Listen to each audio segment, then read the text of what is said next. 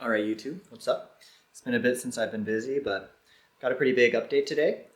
Basically, last year I quit my job in order to climb harder, especially with the goal of being able to climb my first V11. So I thought today I'd share the story of how that went and sort of the results that I got from that time period in my life. So yeah, hope you enjoyed the video. All right, so a little bit of background. I think there's a few different reasons that came together for why I decided to quit my job.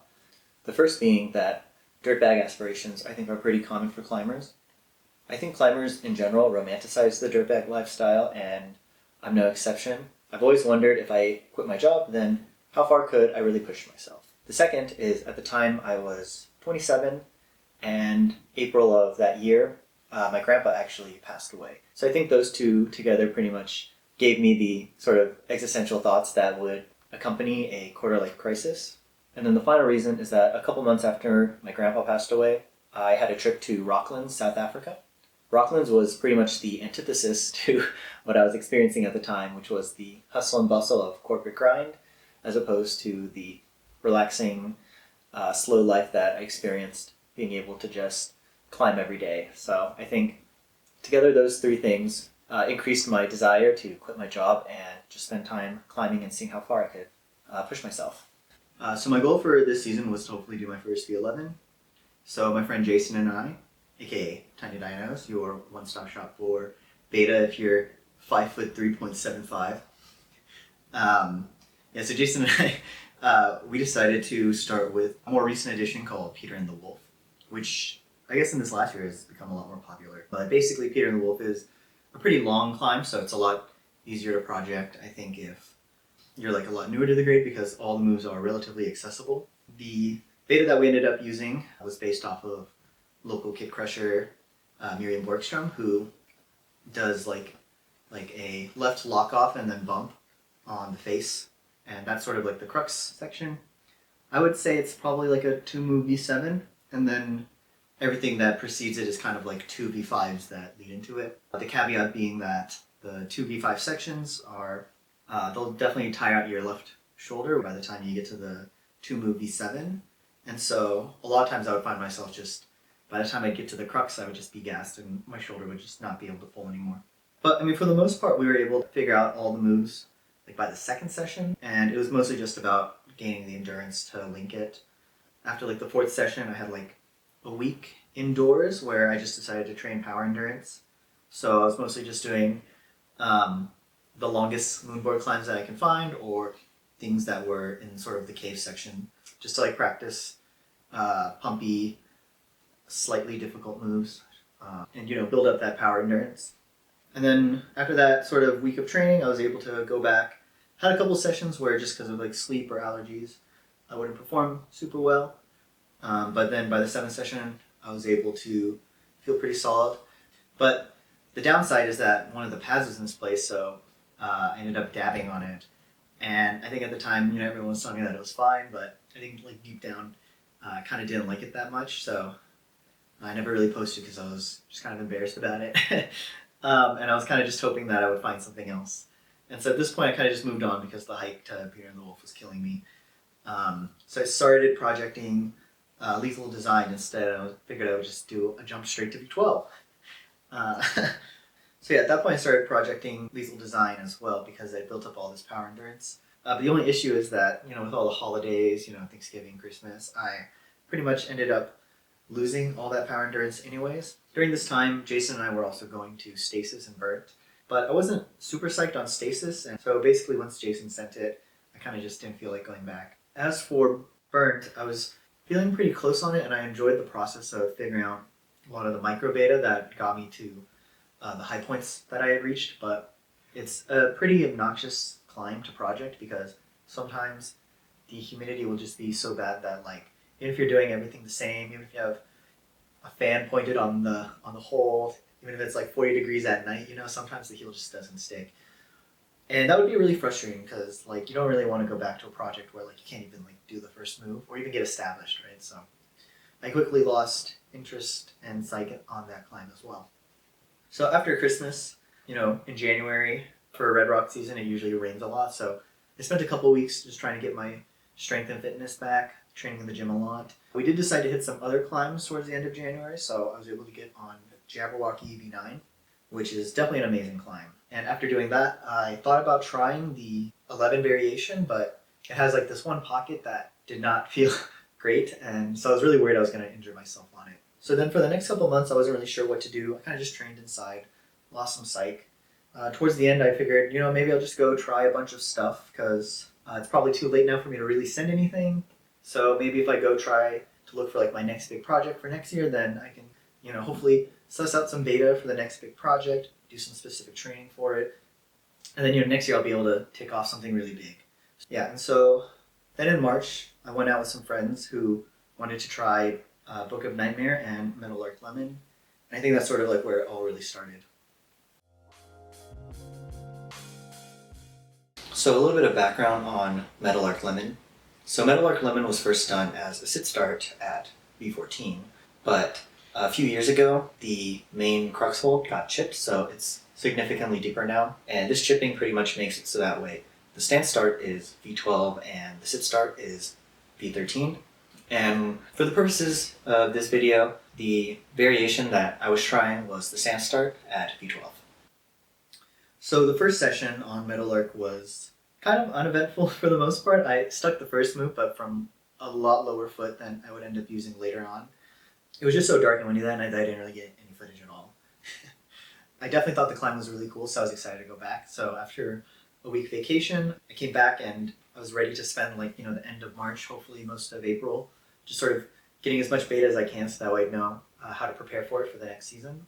Alright, so session 2 rolls around and there was a lot of good learnings from session 2. So the first being that after watching some beta videos of other short climbers, I saw that most of them start with their left foot a lot higher. This was really nice because it meant that you could cut out an obnoxious footwalk, leaving you a lot fresher by the time you do the next move.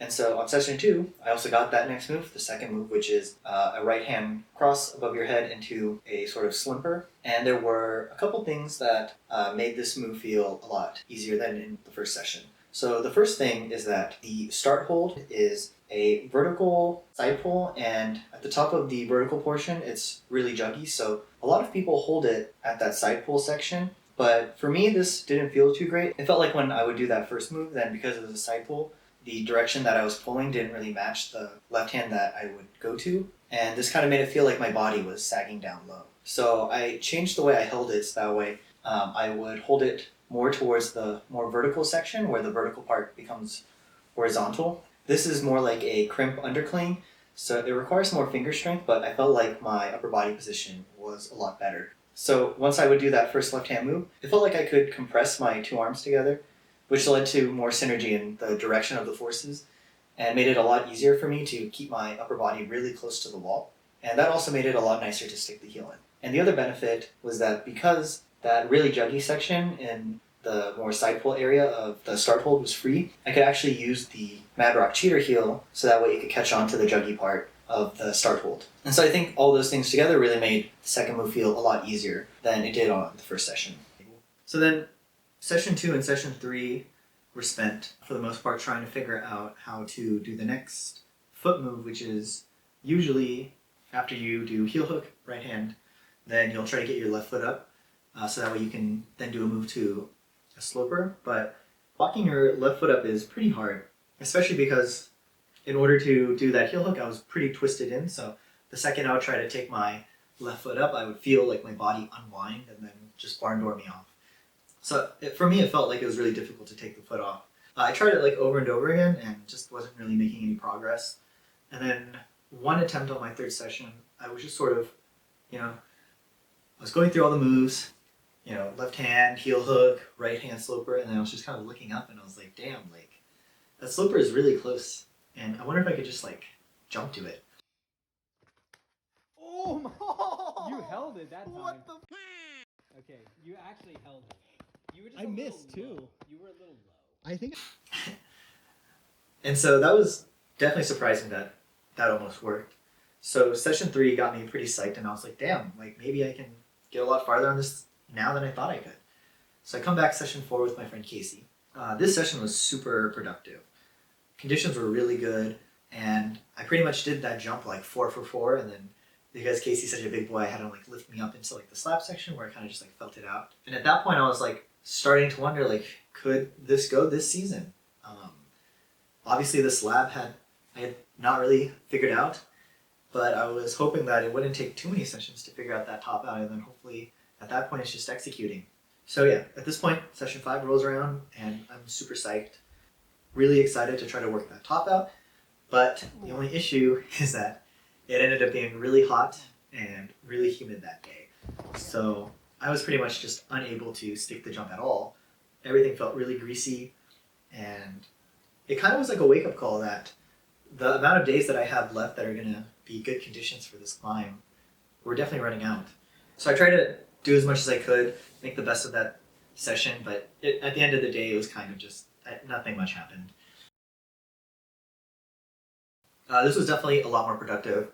I was able to like hit those jumps pretty consistently, and I was able to get to like that top out section quite a bit. At first I was trying Owen Whaley's beta from the Mellow video. You know, it was just kind of hard for me to like reach into that crimp. The farthest I could go was like the tooth that was kind of right below it. So instead I ended up trying out Arif's top out beta, where you hit that tooth and then you sort of like try to lean into your left shoulder and then stand on the left foot to make space for your right foot. And then from there you can try to move your left foot up before trying to reach big for the lip. So this beta worked for me, but it was definitely really scary, and I hesitated a lot because there was this one foot that he used that kind of slopes downward. It's like really juggy, but because of the angle and the fact that you're on a slab, I knew that it would feel kind of shaky, so it didn't really provide me the most confidence.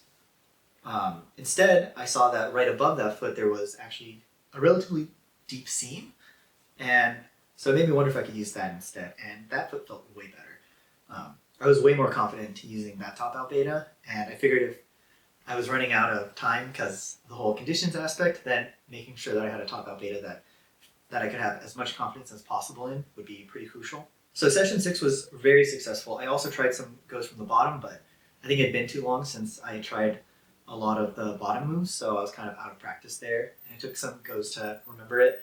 So by the time the session was over, I was just too tired. So at this point, I have everything worked out in 2 relatively large overlapping sequences, and I'm like super psyched for my next session.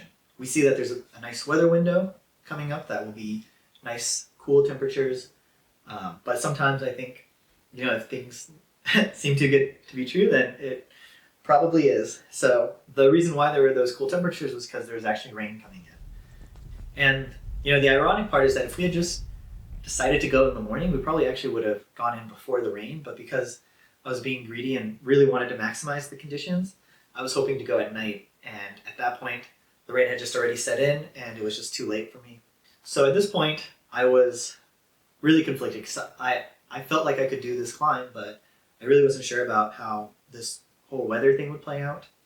I decided to wait a couple more days to find the last possible day between, you know, when it would be dry and when it would start to get hot again, and I ended up going to the climb at midnight with the hope that I'd be able to eke out this one last session to try to send it.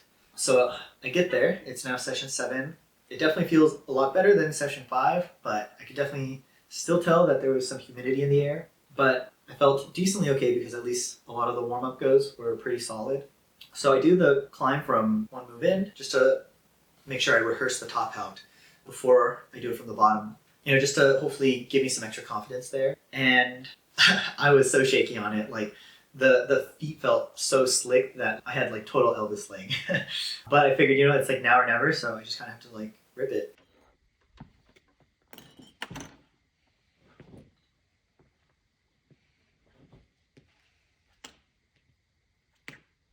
Come on, man.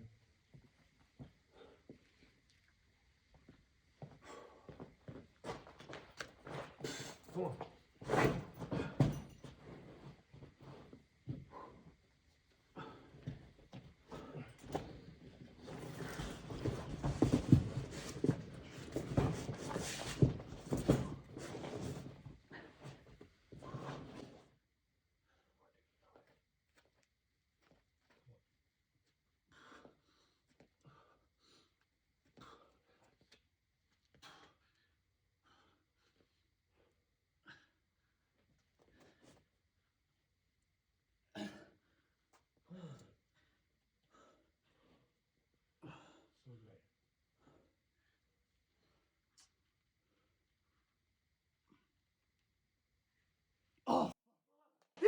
Yes!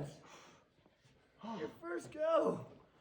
Oh, That's sick. my leg was shaking so much. I thought you were gonna f***ing bucket, like, because of that leg, but dude, I was done. even worried about it. Holy shit. It's done. Oh, dude. But yeah, so I ended up being super surprised that I ended up sending it. You know, when I first started the whole dirtbag era, I thought that hopefully I'd be able to send my first 11, and then little did I know I'd end up doing my first V12. But yeah, I think, you know, it's hard for me to recommend that people quit their jobs so that way they can just climb all the time, but I think at least for where I was back then, I think it ended up being the right move for me. I think that having all that time outdoors and having the freedom to put a lot more effort into the hobby that I love is something that I don't think I'll forget for sure. As for what I've been up to lately, I did start working again, so I've been doing that since June of this year, and I'm feeling a lot more comfortable at my new job, so I think I'll have a lot more bandwidth to start making videos again, which I'm definitely excited about because I have like so many ideas that I still haven't gotten around to making. So, you know, if you enjoy the videos, then I definitely appreciate your viewership, and you know, I'm definitely excited for a lot of the content that I plan to be putting out as well. So, yeah, with that, peace.